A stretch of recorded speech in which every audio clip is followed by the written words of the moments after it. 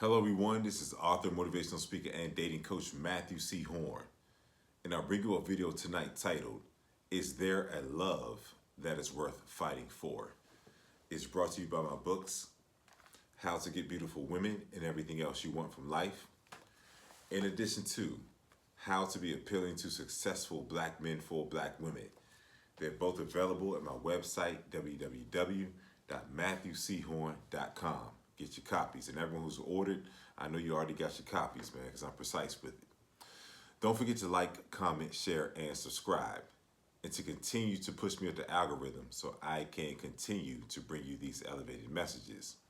But I've been away for about 5 days now, and I just want to just give you some reality of what these last 5 days have looked like for me. I lost my father on Monday. And I found out that he was no longer with us. And so I've been with my family, and we've been, making arrangements and just dealing with each other to work through this time. But I'm moving forward. I'm doing what my father would want me to do. He was an avid supporter of my channel and everything else that I've endeavored upon in my life. So I'm dedicating this video to Bernard McKee Horne, my father, the man that made me who I am. And everything from here on out is going to be better. It's going to be more dynamic because I'm dedicating this to my father.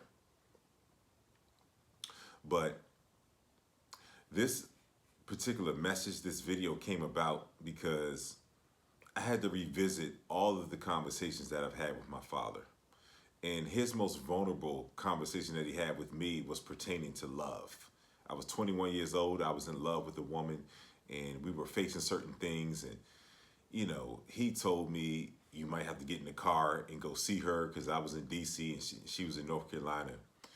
And within that conversation, he talked to me about the deepest love that he ever experienced and the realities that surrounded it. And so I wanted to bring this video to you all because that is the deepest conversation I had with my father. The most vulnerable he's ever been with me was pertaining to love. And he laid it out for me. He definitely laid it out for me. And I'm going to lay it out for you tonight. So, is there a love that's worth fighting for? And so I want to just begin the video, this particular message, by talking about how real love, balanced love, the only real love is balanced love. And the only way to experience balanced love is to have a balanced love for yourself, meaning that you won't over-engage a love that is imbalanced. But balanced love looks like this. There's an initial desire, mutual, that you all have a desire for one another. And then from the desire comes a point where you all want to get to know one another. You all want to know more about each other. And then from there, after you all have a mutual desire to get to know one another, then that's when the love develops, when you all can get to know one another. And the desire is amplified by the things that you are learning about each other, because desire fueled your desire to get to know one another on a deeper level. And then somewhere in that deeper level, you two connect even deeper, and then that's when the love develops. And so true love, balanced love, is only built on balance. And you can only be balanced if you have a love for yourself.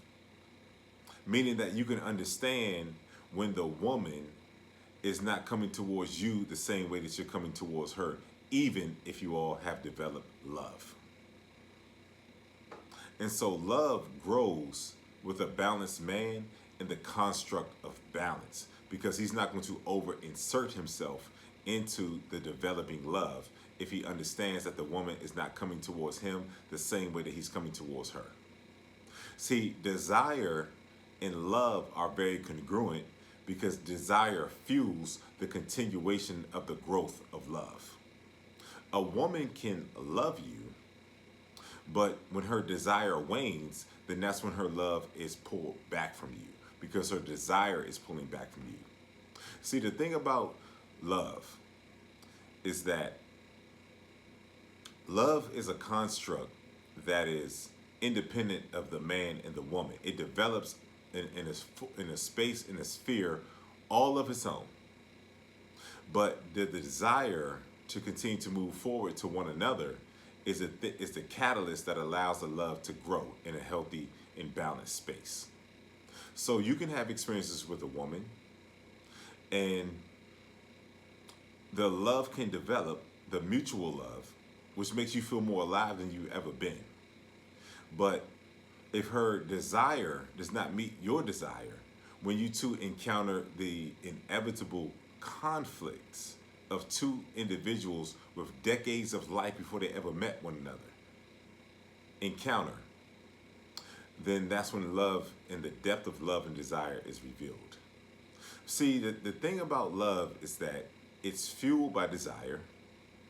And the thing about love is that you all are going to have challenges that you're going to have to work through, because you're two individuals who've had decades of life before you met one another. So those are the normal and healthy challenges that two people who are falling in love and who are developing love for one another will face. And you notice imbalance as a man when it pertains to love, when you're fighting and she's no longer fighting. And what I mean by fighting is that your desire does not wane when the natural challenges of compatibility enter the equation of love that's developing between you and this woman. So there are some natural things, given you all had decades of life before you met one another. There's some natural adjustments that you all are going to have to make to one another. And these are healthy adjustments because you're just learning one another, and you have a desire to learn each other even more and on a deeper level. But when these challenges come, understand that desire is always looking for solutions.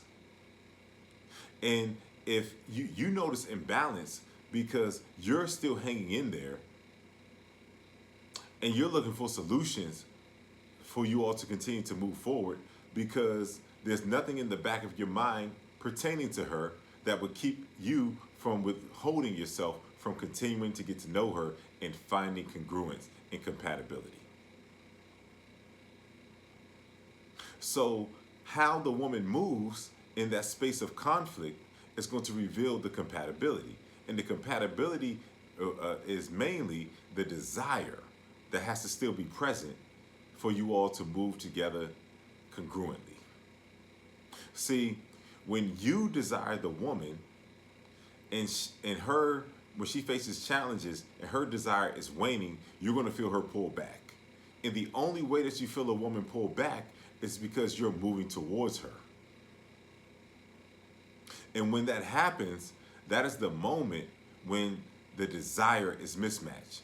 See, when you have a pure desire and love for a woman, you've identified her as your best choice and your first choice.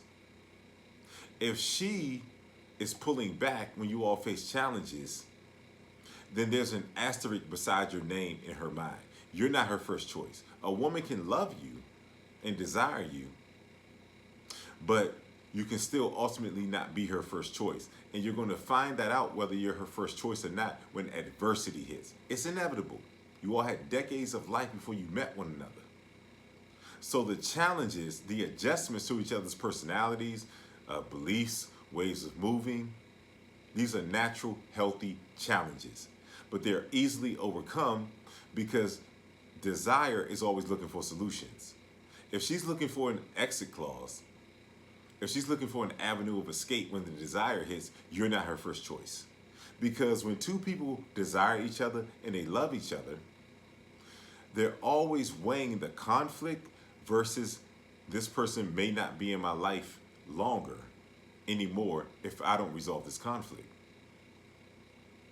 So desire is always looking for solutions with the inevitable challenges of a relationship. And these are healthy challenges. These are minute things. These are things that are trivial. They're not that big of a deal. They're just natural adjustments of two human beings coming together. And if the woman is pulling herself back and you're moving forward towards her, you're going to feel the imbalance. And the imbalance is her dissatisfaction and her weighing her quality of life without you.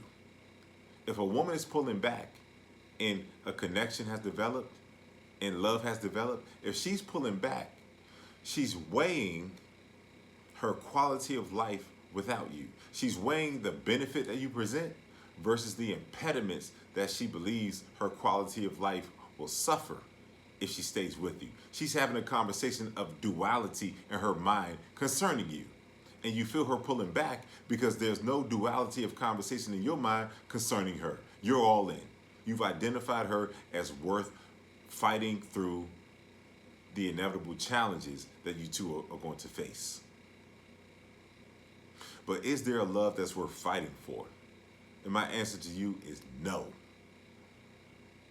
Because to fight means that you're trying to pull her back to your side and you're trying to convince her to love you and desire you the way that you love and desire her. That's a fight right there. Adjustments to one another and working through challenges are just working through challenges. That's desire-based. Because you desire her and she desires you. So you all are naturally going to find solutions. And then the things that you all are going to have to find solutions for, the desire between you two is strong enough because your quality of life is better with her. Her quality of life is better than you. You all have mutually concluded this. And so she's immediately looking for solutions, and so are you. And so those solutions are going to come because you all desire each other in each other's space as opposed to being apart. Meaning there's mutual desire, which is the fuel and the catalyst for real love. And the minute that she's no longer willing to push through the challenges and face the challenges and work through the challenges, she has an asterisk in her mind concerning you. Meaning you're not her first choice.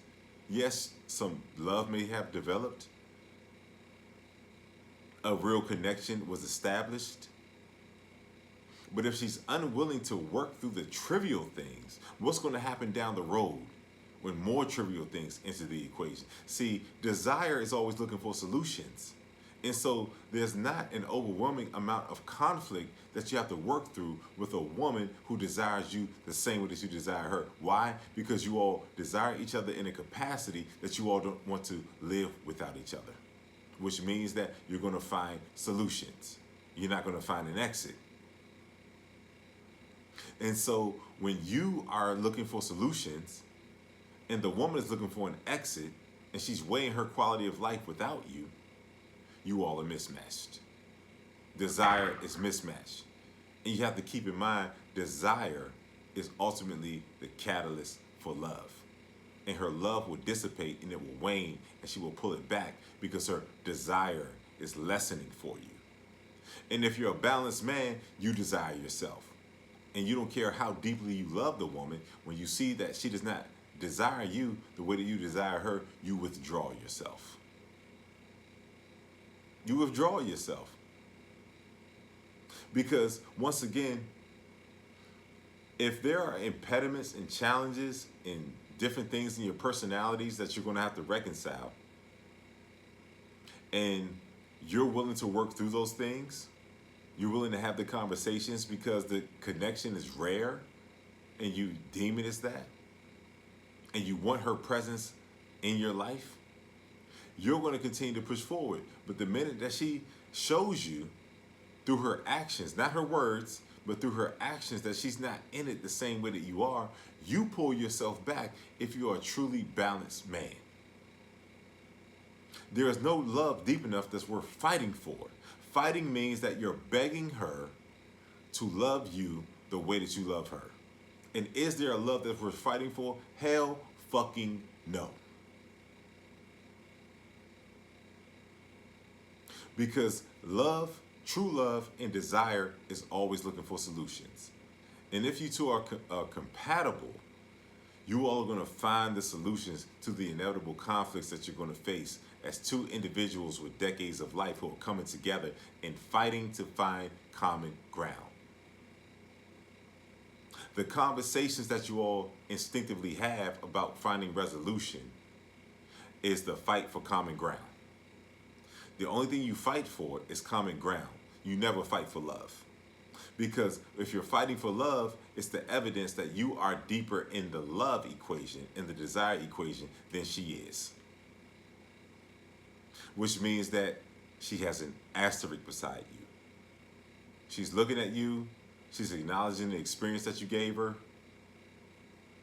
It's better than the experiences that she had with other men, but there's an ideal man in her mind that she wants the level of effort that you're putting into the equation from. If she's not willing to fight when the adversity hits, because it's inevitable, then you're not the complete representation of what she wants. And she knows that deep down in the crevices of her heart. And that's why she pulls back while you're moving forward. And if you love yourself, you're going to know that she's pulling back. And you're going to feel that she's pulling back because you're moving towards her and you're not pulling back. You're acknowledging that my quality of life is better with you, so let's find resolution.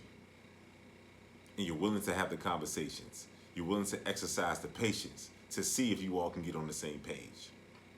But if you're introducing a fight for congruence and for compatibility, not for love,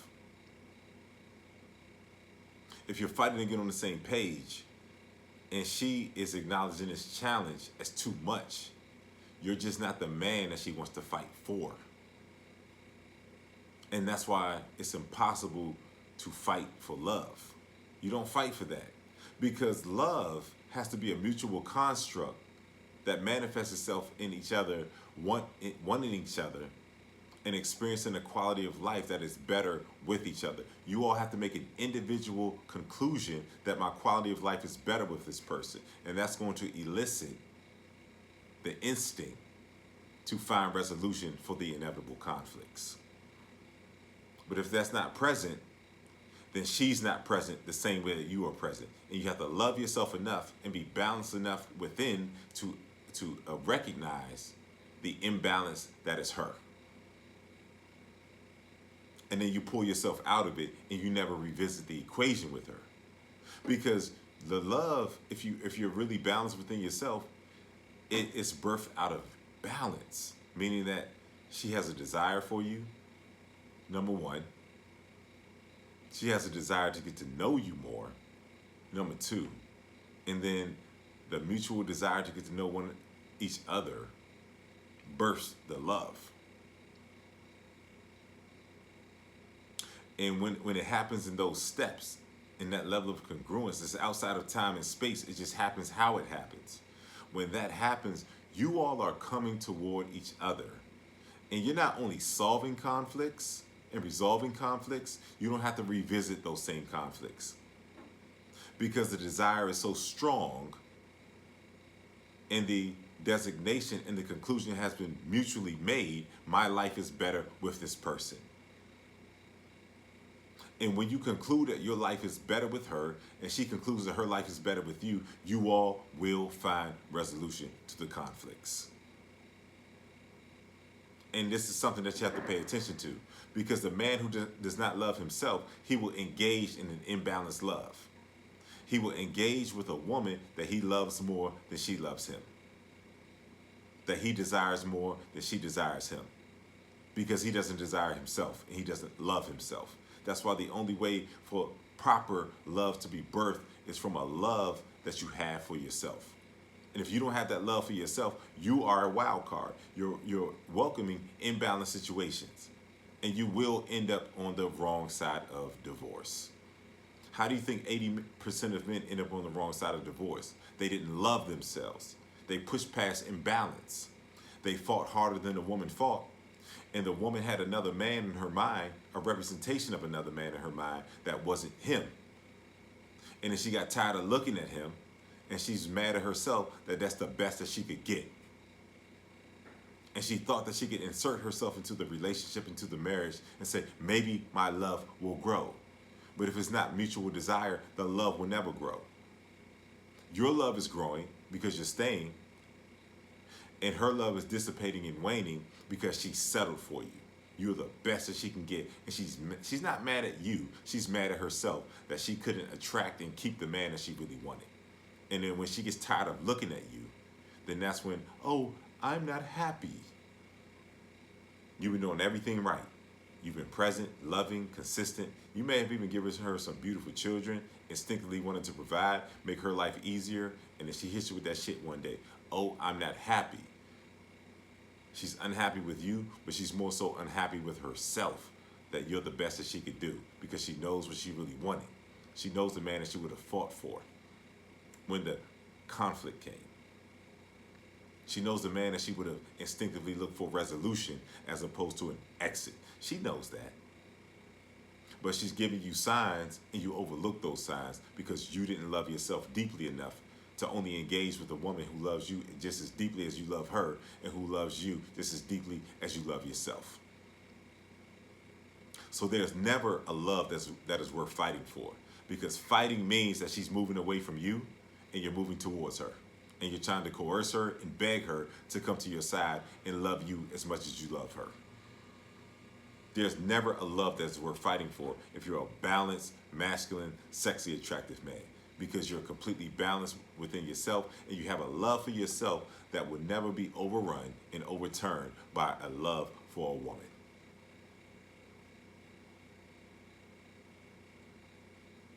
So the love has to be deep within yourself before you can adequately and properly engage in love with another woman. Because when that's the case, when it's proper, you're gauging her desire, and does her desire match your desire at every step of the way.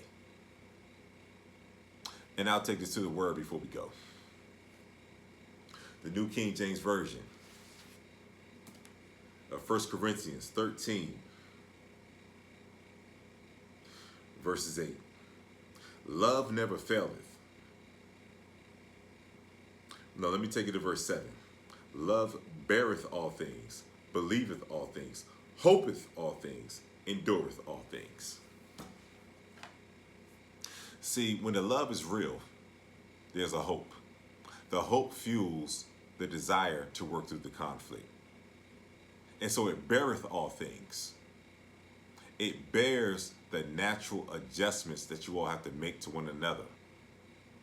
It bears that. Why does it bear it? Because you are immediately and mutually looking for solutions to the conflict. Love beareth all things. There's an anticipation to spend the rest of their life with you. Their life is better with you. They've concluded that. That's why love conquers all. And if she's looking for an escape, her love is not deep enough. And you only know she's looking for an escape because you're looking for her to be a presence in your life for the future. And that's why you notice the imbalance. But if you go past that, you're begging her to love you the way that you love her. And the only way that you can beg a woman to love you the way that you love her is because you don't love yourself. Balance is the catalyst to finding mutual true love. Balance is the catalyst. And if you don't have balance, you're going to introduce yourself to wild card situations with women. Man, I've said as much as I possibly can. This has been Matthew C. Horne, author, motivational speaker, and dating coach. Bring you a video tonight titled, Is There a Love Worth Fighting For? And you heard my answer. Hell fucking no. It's brought to you by my books, How to Get Beautiful Women and Everything Else You Want from Life, in addition to How to Be Appealing to Successful Black Men for Black Women. They're both available at my website, www.matthewchorne.com. Get your copies. Also, man, I hear you all in the comments every video. You all want me to make particular videos on a topic. You have to make a donation of $150 or more to my PayPal and my Cash App information that's in my video description if you want me to make your custom video. There's a note feature on PayPal and Cash App. You make a donation. You put your title of the topic that you want me to speak on and make your video on in the note feature on PayPal and Cash App. And then I will have your video on my channel in 24 hours or less. If your title is more nuanced, you make a donation and you email me at matthewchorne.com with your more in-depth and nuanced description of what you want me to make your video on. And I will have your video on my channel in 24 hours or less. And if my message has been of value to you, Make a donation to my PayPal and my Cash App. This is my video description. I'll never tell you what to donate. Donate according to how you've been impacted. I never took your donations for granted. And continue to help me to elevate, grow, and move forward as I continue to help you to elevate, grow, and move forward as well. If you're in need of coaching and you have different impediments and challenges in the dating space, email me at matt@matthewchorne.com. Leave coaching in the subject matter of the email. Leave your name, your phone number, whatever issue that you're facing in the dating space. I'll do an assessment and I'll email you right back with the terms of the coaching. I'm your dating coach.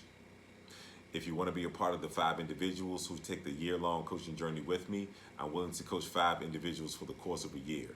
Minimum of 3 coaching calls per week, in-depth assessment, and knowledge and revelation that's going to take you to places you haven't gone before. Email me at matt@matthewchorne.com.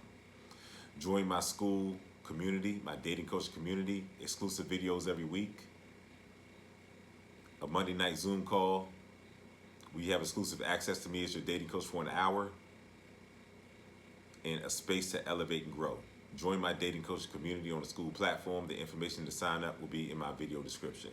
I've enjoyed spending some time with you all tonight. Rest in peace, rest in power, rest in paradise, rest in eternal glory to my late father, Bernard Horne. I did this for you tonight, and every video from here on out is dedicated to you. Stay tuned. I'm catching up. I've been away for 5 days, but I got some more heat for you all. You all stay tuned, and thank you all for tuning in, and I'll see you all soon.